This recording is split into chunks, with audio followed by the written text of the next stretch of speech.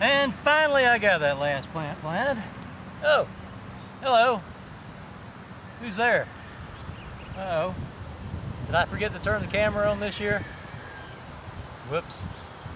Well, I'm just sort of kidding, but actually I do have some stuff planted, but sorry for sorry for the lack of garden videos this year. I don't know, I just don't have any really good excuses. But Susie's here. We're all here. We're all still here, out in the garden, planting stuff. But yeah, I'll show you what I got so far. Okay, we have cut way back on the garden this year. Originally, of course, if you follow my garden videos, I was going to plant the main part of my garden out in that field this year in 2 long rows, because the soil is a little bit richer and less apt to cake up. But I just didn't need that much stuff. I had plenty of green beans left over, plenty of corn left over, and actually still some okra in the freezer from 2 years ago that I haven't eaten yet. But you know, I'm not going to freeze any more of it. I don't like it frozen nearly as good as fresh. Okay, here's what we're going to have in the garden. Tomatoes, squash, peppers, and cucumbers. That's enough for anybody. That's enough work for anybody. I just worked myself to death last year. And this is the extent of the garden this year, you know, all the way to that border right along through there. And there's where my tomatoes are gonna go. I rototillered everything really good 2 or 3 different times.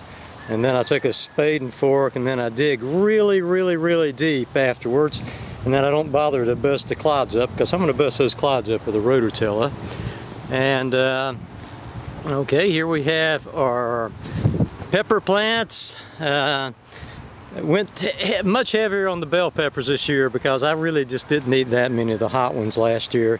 So gonna go mainly with the bells. Here's just a red beauty bell pepper. And actually the bell peppers are looking really good. They've only been set out like a week or so. And here we got California Wonder sweet bell pepper, and I'll let you know what them two are in a second. And here we got the hot banana. That's the main hot pepper I always eat, is the hot banana. Here's something called a Cubanelle sweet pepper. I really don't know too much about it. You can look it up, I guess. And then we got a golden California Wonder sweet pepper. Okay, I know what these 2 were right here. Well, one of them anyway, and then that one there, although it's not looking too good, so I won't focus on it. We had a hailstorm here. I'll show that in just 1 second. I'll cut in some video of a hailstorm.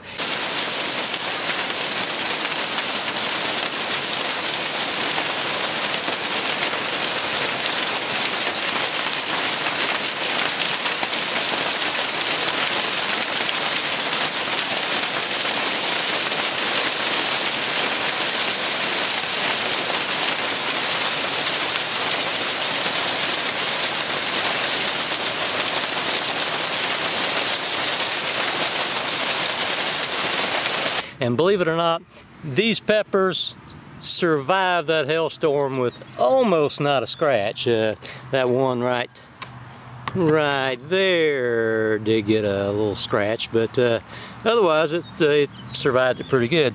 These are pizza peppers, or that one there is anyway. Maybe this one too, I can't remember. But it didn't have a little sticker, so pizza pepper. And if they don't sprout pepperoni left and right, I'm going to be very pissed off about it. Here is my squash. I'll have 2 squash plants in this hill, 2 squash plants in that hill. They really haven't been out here very long, but there they are. And I am going 100% organic this year, since I did have a good bit of compost that I worked on last year, which I've already almost used up. I got just a little bit more, but anyway, the squash are looking very good. They got a long way to go. And on this fence here this year, this is where I put my tomatoes last year. And the tomatoes, I was hoping they would, you know, like spread out and get plenty of air circulation, be immune to blight, which really they weren't. So I'm gonna go with cucumbers, Poinsett 70. It's either 78 or 76. I can't remember right now. I don't think they make both of them. So yeah, anyway, it's one of those. Poinsett 76, we'll call it. But yeah, I've got them planted already on this side of the fence. They've just been up like I don't know, 5 or 6 days a week, whatever. But yeah, they're pretty thick down through there, and I'll be thinning them out periodically.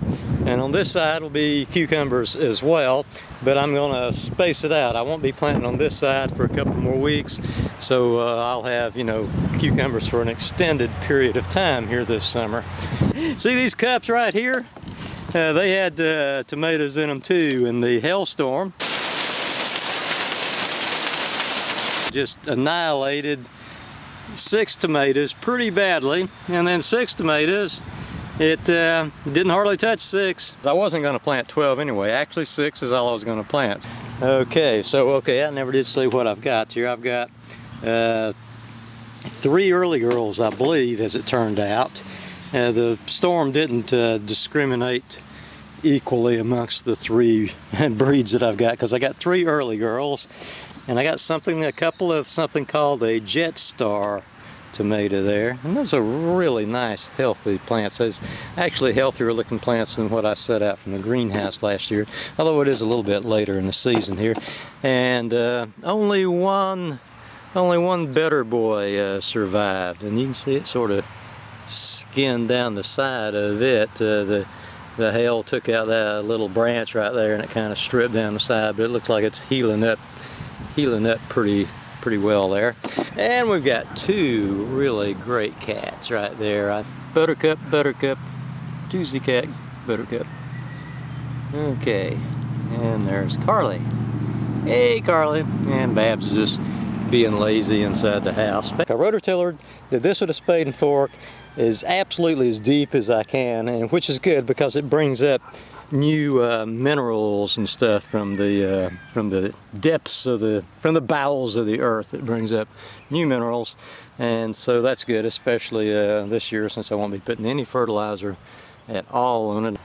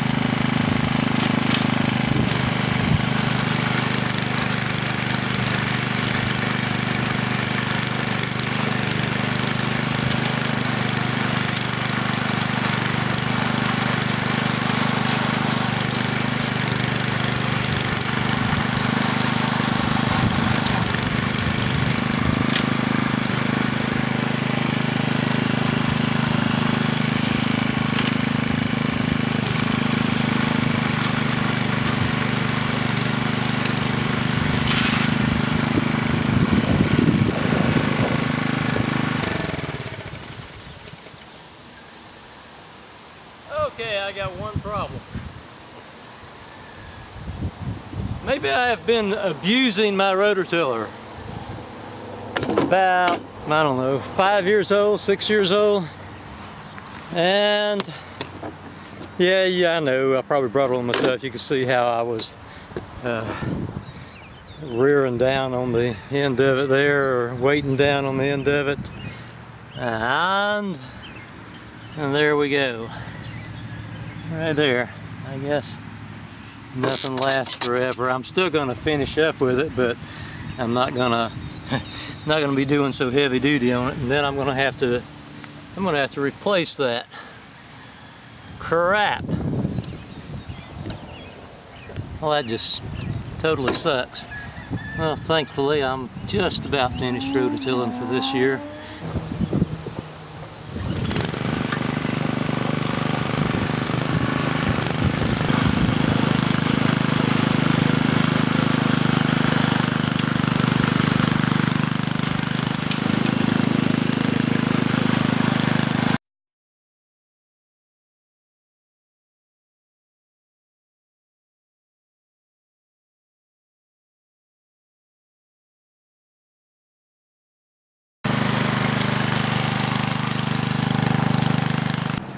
Okay, so there's the finished or mostly finished results. I'll be, kind of pulling dirt back into the middle and make mounds. Sort of reminds me of doodlebug holes. And if you're not from the South, there's a good chance you don't know what a doodlebug hole is, or a doodlebug, either one.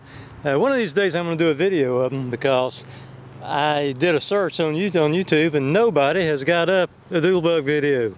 Not an actual bona fide doodlebug anyway. It's this little creature that lives in the ground. I would hate to see one big enough to make a hole that size, but they make, little holes about that big around.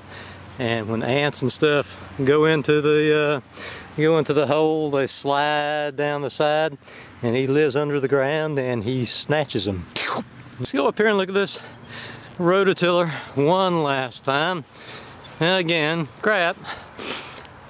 My brother claims he's a welder, so I may get him to weld. And as you can see, what little dab of rototilling I just then did, it snapped it off even further. Probably been easier to weld if I hadn't done that little dab of rototilling just then, but I did. Okay, this is my compost pile, which is a mere shadow of its former self. It was over knee high and fairly wide, but I've already used it, most of it. And I'll be using up the rest of it right now. Oh, this is some good, rich stuff. I'll have to get a better close-up of that, for sure. And it didn't kill my process here on composting. It didn't heat things up good enough to kill nearly all the weed seeds, so you'll see, or you may not see, I don't know, there's quite a bit of sprouts in here. I guess a person could spread all this stuff out and expose it to the sunshine and let everything sprout, and then you wouldn't have nearly as many weeds in your stuff, but I have not done that. So, oh yeah, you can see the little weed seeds, yep, inevitable. But that is some super duper great compost. And every garden needs a little something new in it every year. This is down here where I'm not going to be planting this year, but this is where the okra was last year. And then I had all of my poles and mesh wire and everything, and had my beans planted here. But I want you to look what's come up here where the beans were planted. I mean, it's just thick, or relatively thick, with wild strawberries. And I've actually went to the trouble already of doing a little bit of weeding around on them. Mowed down the sides and been weeding around them, and they're actually starting to bloom a little. And I'm just wondering, I never have saw around here where there's been enough wild strawberries to even, let's say, pick and get a bowl full of them, or a half a cup's worth of them or anything.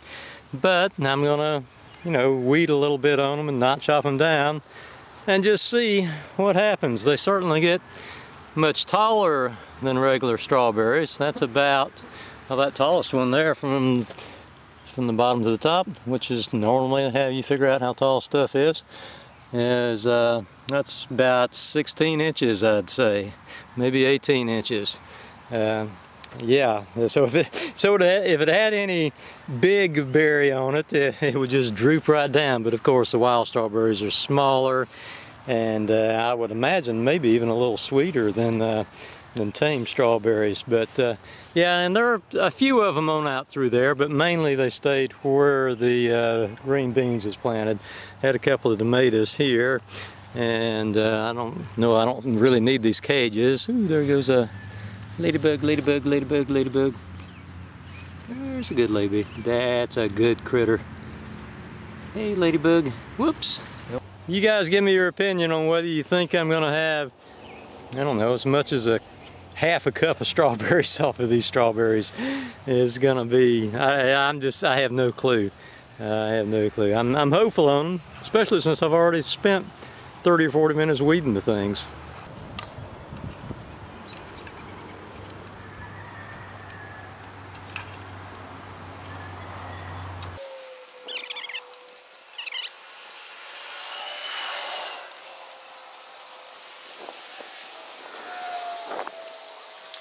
And as it turns out, it looks like I'm going to be able to get maybe 1 whole bucket of compost per tomato. So that's pretty good. It didn't look like I would, but I think I can. That's how I'm going to start out doing anyway.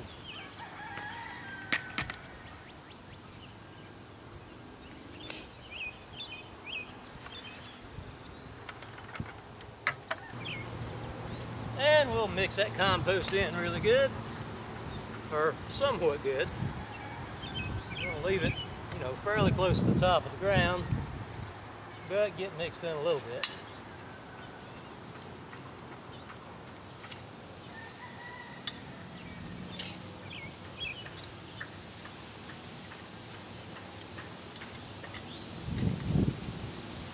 Okay, good enough. All right, like I said, we're going to be going, with an early girl tomato here to start with. See what kind of root structure this sucker's got.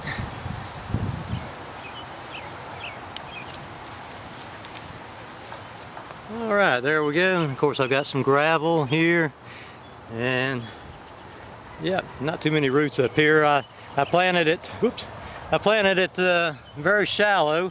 And then as it grew, I added more and more dirt to it. And so the upper part has not quite had time to sprout any root system yet.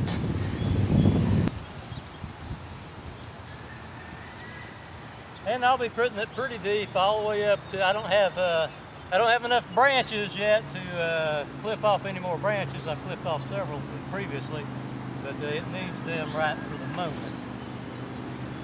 I'll be putting it right all the way up to that lower branch there.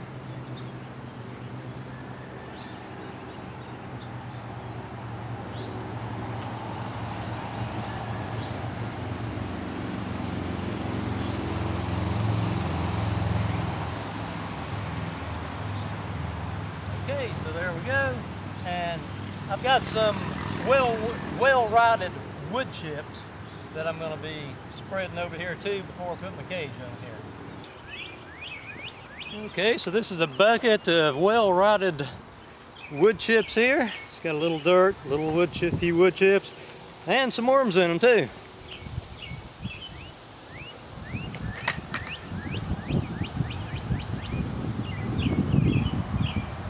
And a piece of metal.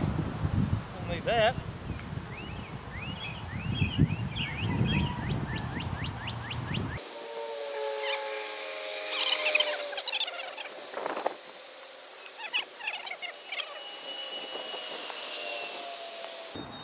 Okay, so there is the first tomato plant. She's all planted, and the other 5, of course, I won't bore you showing them. It'll just be, you know, lather, rinse, repeat on the next 5 there. And there's another little thing I'll show you when I get done. And of course, I'll be putting a tomato cage around these. I usually go with one small interior cage, and then a bigger exterior cage. Because if you don't, the branches have a tendency to break sometimes before they reach the support of the outer cage. Hello, Susie. And twist it around, get it seated in real good. And pull a little more dirt up around it.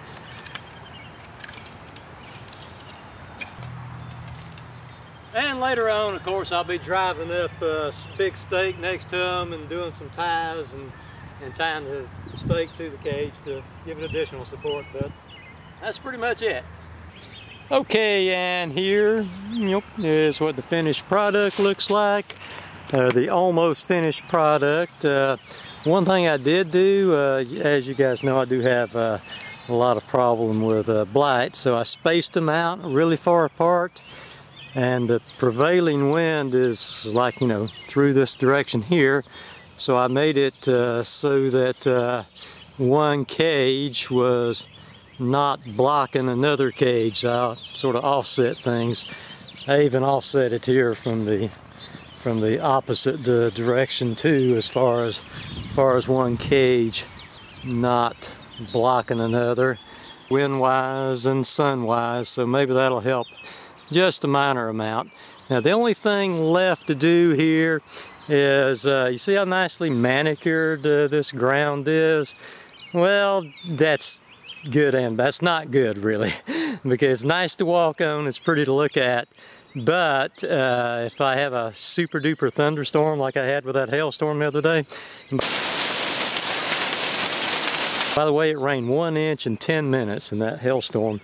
It'll just wash gullies through here like nobody's business. What you want is things to be kind of undulating, just like here. You want the ground to be roughed up, kind of. You may not be able to tell it, but anyway, this is roughed up a whole lot more than that over there is. So I'm going to take my rototiller with the bat handle and rough this soil up here, and then that'll be the end of the garden in here, pretty much, except for a little bit of cucumber plants right there in a couple of weeks. Hopefully my handle will not fall off of my rototiller when I'm out here doing that, because you know, you don't want to be in the middle of plowing and, you know, wind up standing there like an idiot with a limp rod in your hand or anything. Where's my rim shot? There we go. Bada bing. Okay, so yeah, that's it. I'll try to keep updating things here, you know, like every couple weeks or so. Sorry it took me so long to get this one done, but you know, when laziness calls, you gotta heed the call. So, bye everybody.